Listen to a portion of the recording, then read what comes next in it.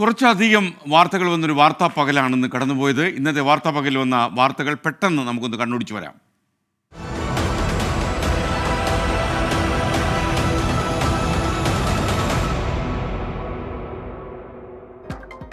ADGP MR Ajith കുമാറിനെതിരെ vigilance അന്വേഷണം വേണമെന്ന DGPയുടെ ശുപാർശയിൽ തീരുമാനമെടുക്കാതെ മുഖ്യമന്ത്രി. 5 ദിവസം കഴിഞ്ഞിട്ടും ശുപാർശ വിജിലൻസ് മേധാവിക്ക് കൈമാറാതെ ആഭ്യന്തര വകുപ്പ്. അനുമതി വൈകുന്നതിൽ മുഖ്യമന്ത്രിക്കെതിരെ വിമർശനവുമായി കോൺഗ്രസ്. ലൈംഗിക പീഡന പരാതിയിൽ സംവിധായകൻ VK പ്രകാശിന്റെ മൊഴിയെടുത്ത് അന്വേഷണ സംഘം. നിയമപരമായി മുന്നോട്ടു പോകുമെന്ന് VK പ്രകാശ്. തിരക്കഥ കേൾക്കാൻ വിളിച്ചുവരുത്തിയ ശേഷം കൊല്ലത്തെ ഹോട്ടലിൽ വെച്ച് VK പ്രകാശ് കടന്നുപിടിക്കാൻ ശ്രമിച്ചെന്നാണ് പരാതി. വയനാടിന്റെ ടൂറിസം മേഖലയെ വീണ്ടെടുക്കാൻ എന്റെ കേരളം എന്നും സുന്ദരം ക്യാമ്പയിനുമായി വിനോദസഞ്ചാര വകുപ്പ്. വയനാട് സുരക്ഷിതമെന്നാവർത്തിച്ച് മന്ത്രി PA മുഹമ്മദ് റിയാസ്. മന്ത്രിയുടെ പ്രതികരണം 24ന്റെ good morning with R Sreekandan Nair പരിപാടിയിൽ.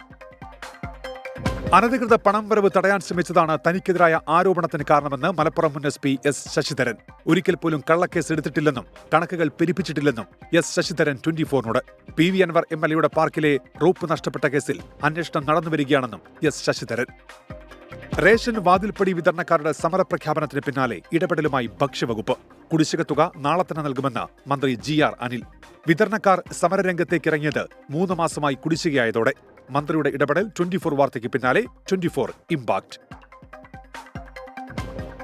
തിരുവനന്തപുരം ആനാവൂരിൽ മണ്ണിനടിയിൽ കുടുങ്ങിയ ആളെ രക്ഷപ്പെടുത്തി. മണ്ണിടിഞ്ഞു വീണ് അപകടത്തിൽപ്പെട്ടത് ആലത്തൂർ സ്വദേശി ശൈലൻ. പരിക്കേറ്റ ശൈലൻ നെയ്യാറ്റിൻകര ജനറൽ ആശുപത്രിയിൽ ചികിത്സയിൽ. ചെന്നൈയിൽ നടപ്പാതയിൽ കിടന്നുറങ്ങിയ ആൾ കാർ കയറി മരിച്ചു. മരിച്ചത് തൗസൻഡ് ലൈറ്റ് സ്വദേശി പനീർ സെൽവം. അപകടമുണ്ടായത് ഗതാഗതക്കുരുക്കിനെ തുടർന്ന് കാർ തിരിക്കുന്നതിനിടെ. അപകടത്തിന്റെ CCTV ദൃശ്യങ്ങൾ 24ന്. കുറ്റാരോപിതരുടെ വീട് ബുൾഡോസർ ഉപയോഗിച്ച് ഇടിച്ചു നിരത്തുന്നത് താൽക്കാലികമായി വിലക്കി സുപ്രീം കോടതി.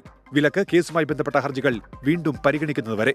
മുന്നറിയിപ്പില്ലാതെ കെട്ടിടങ്ങൾ ഇടിച്ചു നിരത്തുന്നതിനെതിരെ സുപ്രീം കോടതിയുടെ രൂക്ഷ വിമർശനം. ഇത്തരം നടപടികൾക്ക് മാർഗനിർദ്ദേശം തയ്യാറാക്കുമെന്ന് കോടതി. കർണാടക ഗുണ്ടൽപേട്ടിലുണ്ടായ വാഹനാപകടത്തിൽ 3 മലയാളികൾക്ക് ദാരുണാന്ത്യം. മരിച്ചത് വയനാട് സ്വദേശികൾ. അപകടമുണ്ടായത് ബൈക്കും ടിപ്പർ ലോറിയും കൂട്ടിയിടിച്ച്.